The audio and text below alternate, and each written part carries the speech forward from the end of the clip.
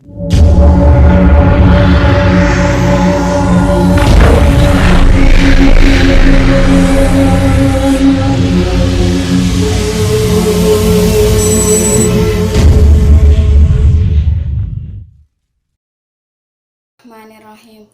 Assalamualaikum warahmatullahi wabarakatuh.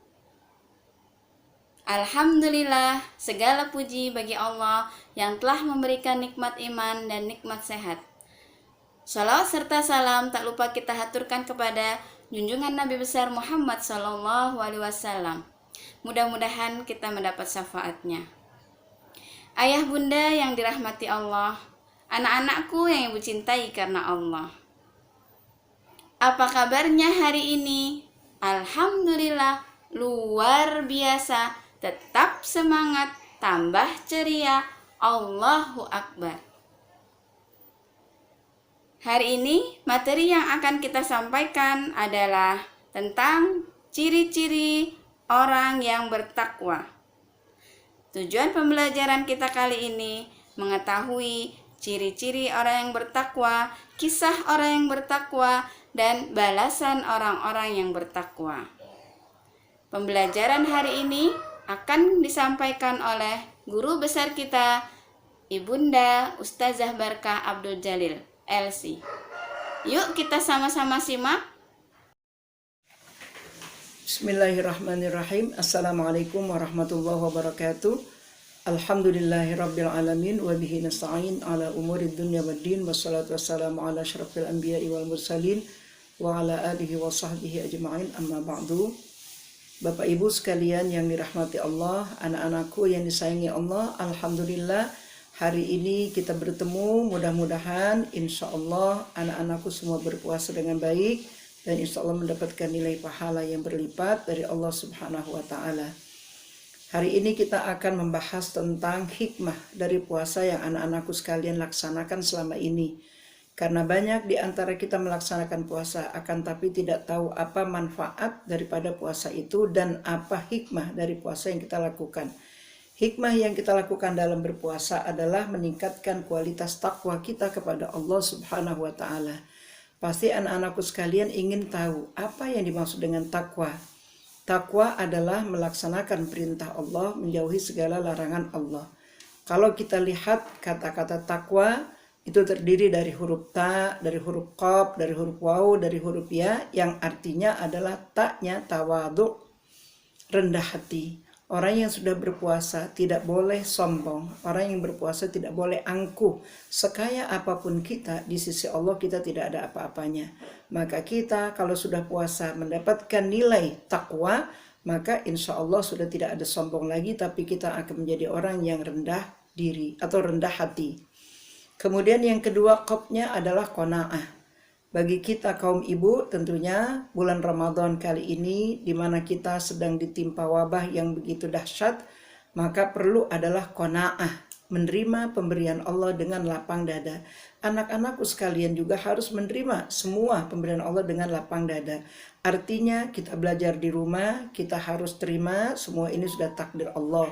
Kemudian kita makan ala kadarnya harus kita terima, karena itulah kemampuan orang tua kita untuk memberikan bulan puasa tahun ini kepada kita. Karena memang musibah menimpa semua orang. Yang ketiga, waro, hati-hati dalam bertutur kata. Terutama anakku, bertutur katalah yang baik kepada orang tua. Mungkin selama ini kalian belajar di sekolah dengan ibu guru. Indah sekali sekolah belajar di sekolah. Kenapa? Karena ada ibu guru, ada teman-teman. Tapi kita di rumah terus terang saja dengan ibu dan juga bapak yang mungkin pada saat itu bapak dan ibu ada juga kesibukan kantor yang dibawa ke rumah, maka perlu adanya hati-hati dalam bertutur kata. Kalau ibu belum mampu untuk mengajarkan kita, bersabarlah. Maka dengan tutur kata yang baik, ketakwaan kita berarti meningkat. Jagalah tutur kata kita, jagalah berpakaian kita, dan jaga pola makan kita. Makan yang sehat-sehat, karena saat ini wabah corona itu membutuhkan fisik yang kuat. Kalau fisik kita, imun kita kuat, insya Allah kita tidak akan terkena corona. Mudah-mudahan dengan takdir Allah kita sehat. Maka anak-anakku sekalian, makanlah makanan yang sehat, jangan makan makanan jajanan yang ada di luar sana. Makanlah apa yang dimasak oleh orang tua kita, karena ini mungkin yang lebih sehat. Kemudian yang selanjutnya ianya adalah yakin kepada Allah Subhanahu wa taala bahwa puasa kita pasti diterima oleh Allah. Itulah definisi daripada takwa. Mudah-mudahan anakku sekalian dapat memahami apa yang sudah Ustazah jelaskan. Sementara ciri-ciri orang yang bertakwa, Ananda bisa lihat dalam surat Al-Baqarah ayat 2 sampai ayat 5. Ayat surat Ali Imran dari ayat 132 sampai ayat 134. Rinciannya adalah sebagai berikut. Orang yang bertakwa kepada Allah adalah orang yang percaya kepada hal yang gaib. Ananda sholat karena yakin bahwa Allah ada. Meskipun Allah tidak terlihat. Ananda sholat, Ananda yakin karena Allah ada dan juga malaikat selalu mencatat semua amal kebaikan kita. Ananda selalu membaca A'udzubillahi minasyaitonirrajim karena Ananda yakin ada iblis dan setan yang selalu menggoda kita. Maka ini adalah hal-hal yang gaib. Ananda sholat dan selalu membaca doa Allahumma inni as'aluka ridhaka wal jannah wa na'udzubika min sakhatika wan nar. Ya Allah, berikanlah aku keridhaanmu ya Allah dan juga surgamu. Hindarkan aku dari api nerakamu.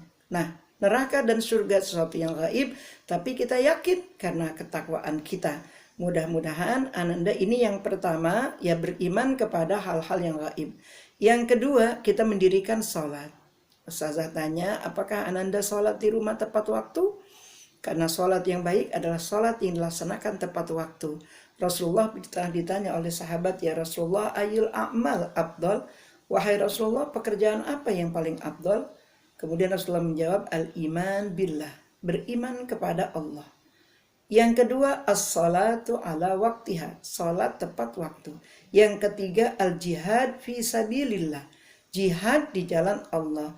Anakku, jihad di sini bukan berarti kita harus perang dengan senjata. Akan tapi jihad yang paling baik adalah menahan hawa nafsu. Saya yakin kalau siang melihat sirup yang begitu merah, pasti ingin sekali kita minum. Tapi kita harus kuasai diri kita karena itu adalah godaan. Maka insya Allah dengan kita menguasai diri kita, maka insya Allah kita akan menjadi orang yang puasanya sempurna. Kemudian di samping itu kerjakanlah sholat-sholat fardu dan sholat yang lainnya termasuk sholat sunnah taraweh. Walaupun Ananda di rumah jangan tinggalkan sholat taraweh. Karena sholat taraweh yang dilakukan di rumah dengan bapak dan ibu itu akan menyatukan hati kita. Dan itu akan lebih baik buat kita. Mungkin saja Ananda yang kelas 6 SD atau kelas 3, kelas 1, mungkin kelas 3 sudah hafal surat-suratnya, boleh untuk latihan menjadi imam. Bapak dan ibunya menjadi makmum. Kemudian yang ketiga, ciri-ciri orang yang bertakwa adalah menginfakkan hartanya di jalan Allah. Artinya saat sekarang ini anakku, rajinlah kita berinfak. Meskipun kita tidak sholat tarawih di masjid, akan tapi tetap ada kaleng di rumah atau tetap ada tempat tabungan di rumah di mana kita menempatkan amal kita di malam itu. Apakah 1.000, 2.000, 5.000, maka insya Allah jika bapak beramal, ibu beramal, anak beramal, otomatis terkumpul lumayan banyak. Kalau untuk pembangunan masjid atau kalau untuk masjid, mungkin masjid sudah ada dana. Akan tetapi untuk masyarakat sekitar kita yang kebetulan mereka tidak mampu, maka biasakanlah kita berinfak dan bersedekah. Karena dengan sedekah Allah matikan murkanya. Manfaat bersedekah akan menjadikan rizki kita berlipat ganda. Manfaat sedekah Allah sembuhkan diri kita dari berbagai macam penyakit. Dan begitu juga manfaat sedekah dapat menolak bala. Insya Allah wabah yang sedang menjangkit di Indonesia ini segera Allah hilangkan dengan sedekah kita. Yang keempat, kita dianjurkan untuk beriman kepada Al-Quran yang diturunkan Allah dan juga kepada kitab-kitab lain yang sebelum Al-Quran. Pasti anakku tahu ada kitab yang diturunkan oleh Allah namanya Zabur. Ada kitab diturunkan Allah namanya Taurat yang diturunkan kepada Nabi Musa. Sementara Zabur diturunkan kepada Nabi Daud. Sementara Injil diturunkan kepada Nabi Isa, sementara Al-Quran diturunkan kepada Nabi Muhammad. Ustazah mau tanya nih kepada anak-anakku, sudah berapa kali khatam selama berada di rumah? Karena khatam itu sangat penting sekali, apalagi kalau hafalannya ditambahkan lagi. Maka insya Allah orang yang cinta kepada Al-Quran, Allah juga akan cinta kepada kita. Khairukum man ta'allamal Qur'an wa 'allamahu. Sebaik-baik kamu orang yang mau belajar Al-Qur'an dan mau mengajarkan Al-Qur'an. Saya yakin anak-anakku selalu belajar Al-Qur'an dengan Ibu Erna, maka ikutilah apa yang diajarkan oleh Ibu Erna walaupun tidak berdekatan dengan Ibu Erna. Tapi ikuti, maka insya Allah anakku sekalian akan bertambah baik bacaan Al-Qur'annya dan hafalannya bertambah banyak. Maka insya Allah berapa banyak orang-orang yang meninggal karena hafal Al-Quran, ternyata dia tidak dimakan oleh tanah dan dia sangat harum jasadnya. Maka mudah-mudahan kita tergolong orang-orang yang hafiz Al-Quran. Selanjutnya kita juga dianjurkan untuk selalu berinfak saat susah dan senang. Mungkin kita pernah berkata, kalau saya jadi orang kaya, saya akan berinfak yang banyak. Tidak penting. Saat kita susah, kita berinfak. Saat kita senang, kita berinfak. Ada 100 rupiah, taruh di kaleng. Kalau setiap hari, insya Allah kita punya celengan, maka dalam 1 bulan 100 bisa menjadi 1000, bisa menjadi 2000, bisa menjadi 5000.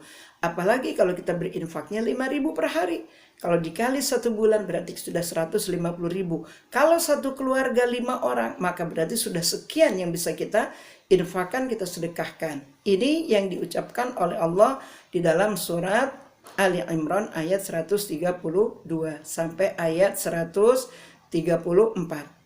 Yang selanjutnya kita dianjurkan selalu beristighfar.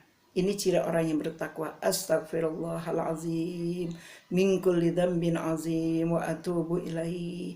Dalam keadaan seperti ini istighfar sangat dianjurkan. Kenapa? Karena istighfar ini kata Rasulullah, apabila Anda beristighfar, Ananda beristighfar 1 hari minimal 100 kali, Allah akan mudahkan urusan kita, Allah akan murahkan rizki kita. Mudah-mudahan corona akan segera beranjak dari tempat kita, pergi ke tempat aslinya, dan insya Allah kita akan sehat kembali dan kita akan bisa belajar kembali seperti dulu.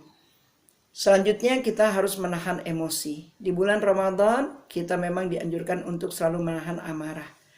Karena amarah ini dapat menghilangkan nilai pahala puasa kita. Meskipun puasanya tidak batal, akan tetapi nilai pahala puasanya akan hilang apabila kita selalu emosi. Tahanlah emosi anak-anakku sekalian, karena mohon maaf, biasanya di masyarakat kita apabila masuk Ramadan itu adalah musim tawuran sarung biasanya.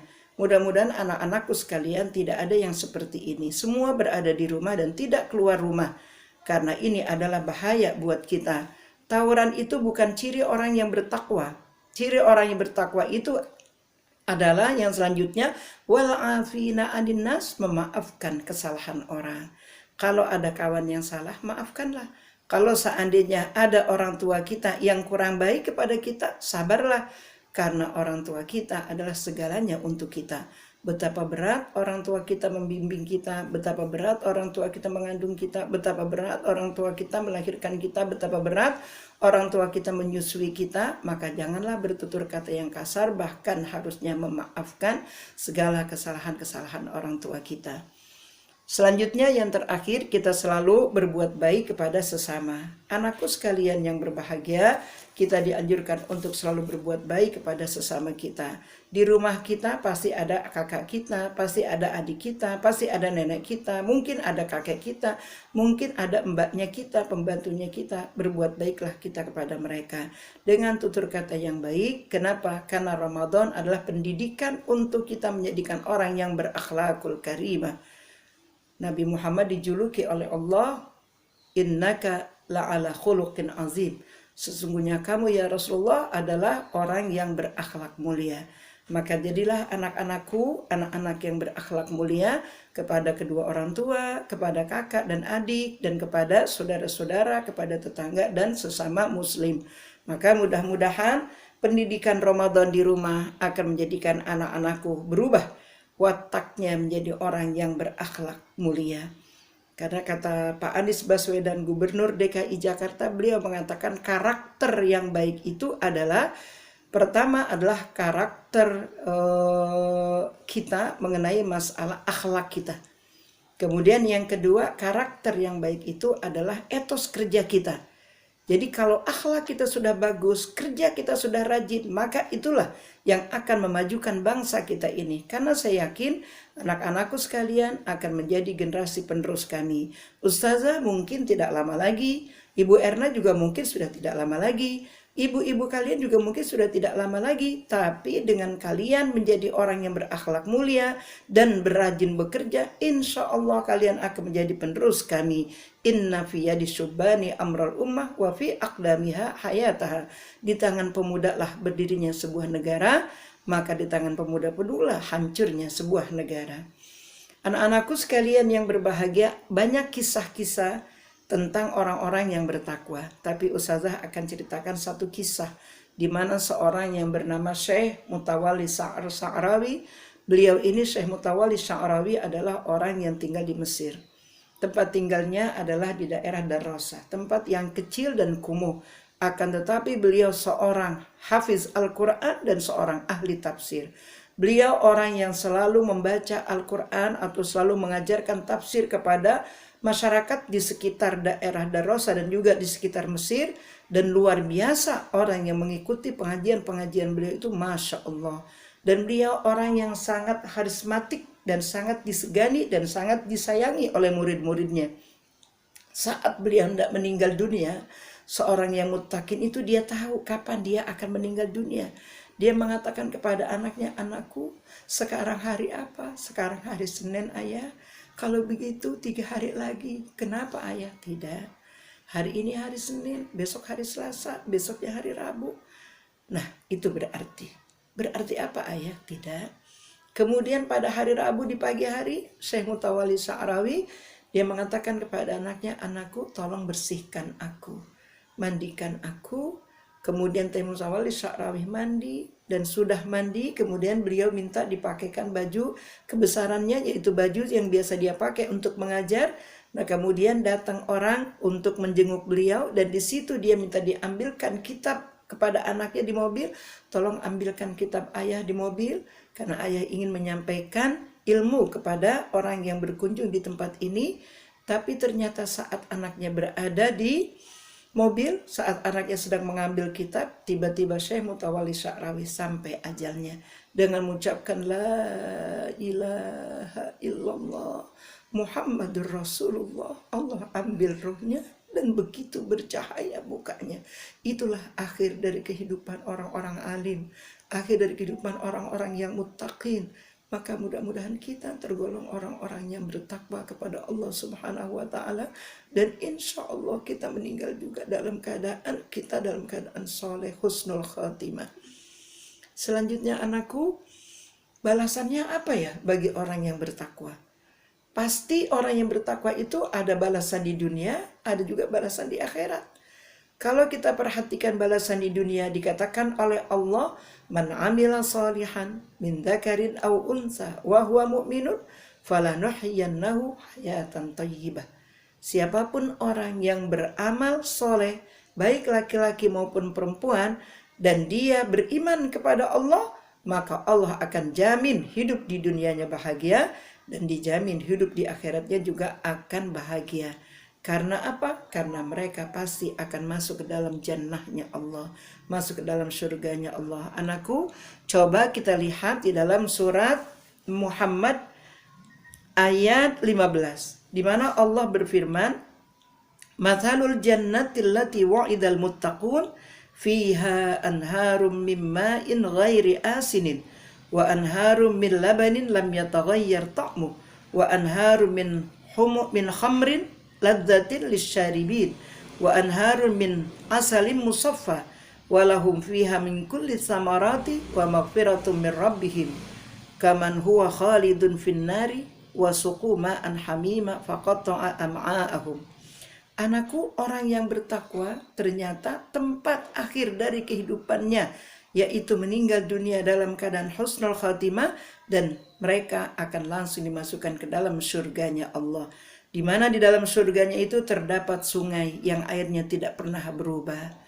Airnya begitu jernih, kalau dipandang dari atas sampai ke bawahnya itu akan terlihat batu mutiara, batu yakut, intan berlian, dia akan terlihat dari atas. Beda dengan sungai Kalimalang yang ada di kampung kita, yang ada di Lampiri, tentunya itu sangat berbeda. Nah, selanjutnya bukan hanya air yang jernih, air yang biasa, akan tetapi juga di sana ada sungai yang berisikan susu yang tidak pernah berubah warnanya, tidak pernah berubah rasanya.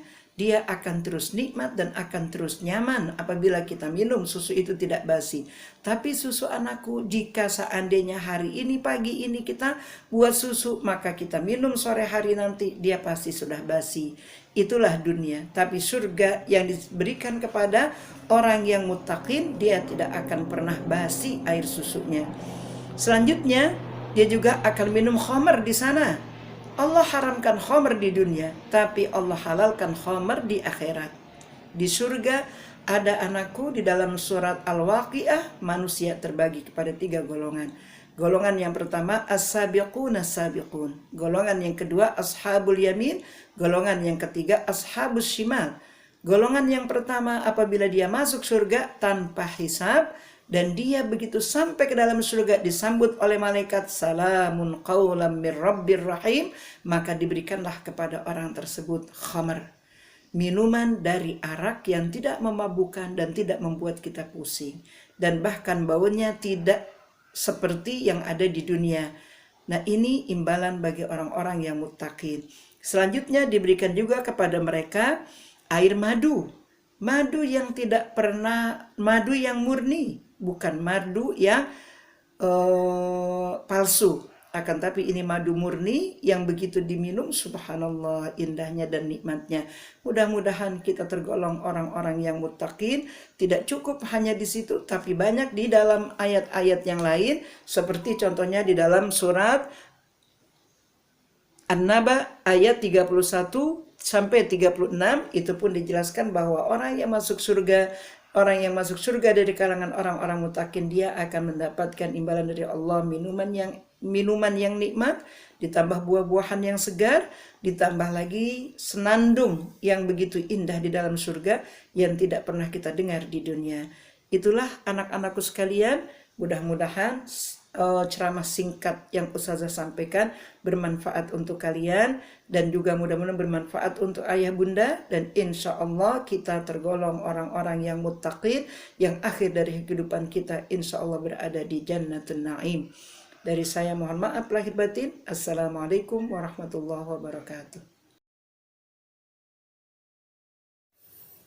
Alhamdulillah, telah kita simak sama-sama tadi penjelasan dari Ustazah tentang ciri-ciri orang yang bertakwa, sehingga kita tahu apa ciri-ciri orang yang bertakwa. Salah satunya adalah beriman dengan yang gaib, kemudian banyak-banyak beristighfar, mendirikan sholat, menahan emosi, dan lain-lain. Dan tentang balasan orang yang bertakwa juga telah dijelaskan oleh Ustazah. Anak-anakku, bagaimana bisa dipahami penjelasannya? Mudah-mudahan pelajaran hari ini bisa kita amalkan dalam kehidupan kita sehari-hari. Dan demikianlah materi Ramadan hari ini. Semoga bermanfaat. Kurang lebihnya mohon maaf. Billahi taufiq wal hidayah. Assalamualaikum warahmatullahi wabarakatuh.